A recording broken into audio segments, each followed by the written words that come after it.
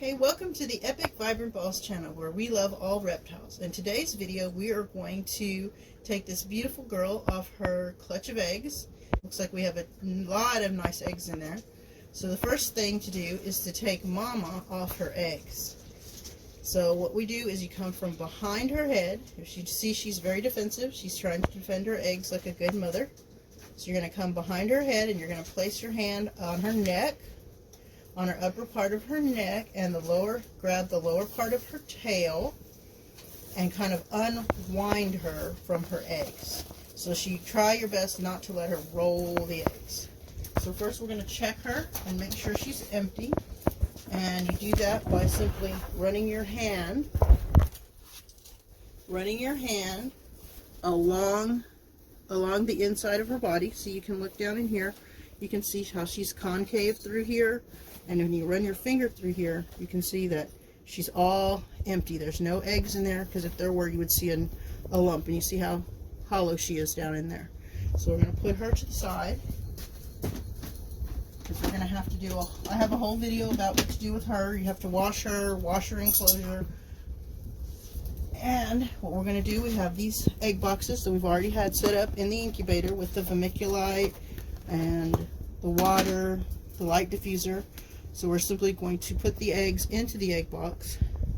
Since this egg was rolled, we will have to candle them. I just generally candle all my eggs, even though there's a pile of eggs. And theoretically, if you left your pile the way they are, and you just removed your pile and placed them directly into your egg box, you don't really have to separate them as long as they fit in your egg box.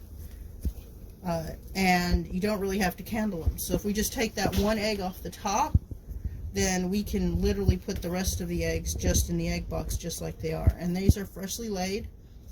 So when they're freshly laid, they'll come off from each other fairly easily. If you leave them in too long together, then you'll have a problem separating your eggs, because they get really stuck together, so they stay in the pile the way the mother laid them, so that the embryos don't get rolled around. But we'll just separate that one egg off. And then, like, these eggs would be fine like this, but since this one's too high, it's going to hit the lid, and then the condensation will fall on it. So we have to remove this one. These eggs will have to be candled, because this one was loose, and then we move these two. And I'll just candle them just to make sure that they are good. They have good embryos. They have good veins. And that way you don't have an egg in there because sometimes it's rare, but sometimes you will get an egg that is a slug, an infertile egg, and it still will look like an egg. Most of the time they do not look like eggs, but sometimes you do get one that looks like an egg. It'll be white and round. Usually your slugs will be kind of a yellowish color with a little bit of an odd shape, and they won't be as big as the other eggs are. You see we have some nice, beautiful, large eggs. It's a big girl. She lays a big clutch. The larger your snake in general, the more eggs you'll get. And you can see these are really nice big eggs. So just very gently kind of wiggle the egg in all directions to kind of very gently, softly remove the eggs from the others. It's kind of a tedious task, and you do get kind of nervous when you're separating the eggs because you don't want to tear one. But it's just a slow process. Just kind of wiggle them and rock them back and forth, and they will come apart, especially if they're fresh. Now, if they've been laid for a while, then no, you can't. You won't be able to separate those. Or you can, but it's a lot more dangerous, I think, to try and separate eggs that have been laid for a long time. In that case, it's just better to get you a bigger egg box or something to accommodate the larger size. But these egg boxes are vermiculite mixed with water, and in mine it doesn't matter what the ratio is. Usually it would be a 1-to-1 ratio based on the weight, but it doesn't matter in my case. Eggs don't ever touch the vermiculite. They're always on the light diffuser, which removes them from the soil. So it doesn't really matter if your soil is extra wet, because the eggs are actually never going to come in contact.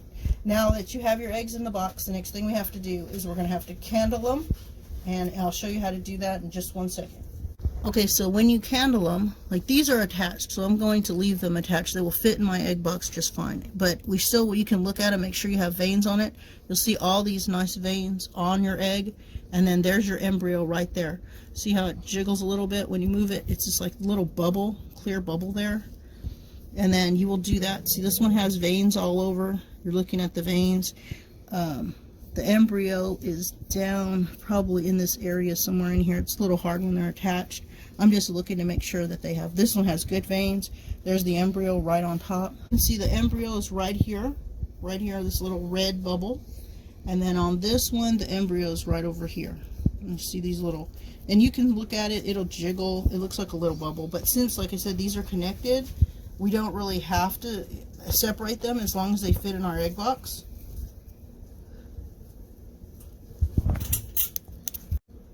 Okay, so now what you want to do is position your eggs in your egg box so that none of the eggs are actually touching the side of your box.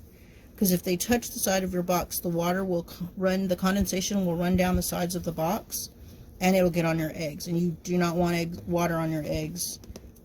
I had one that got a little wet, and it went bad right away.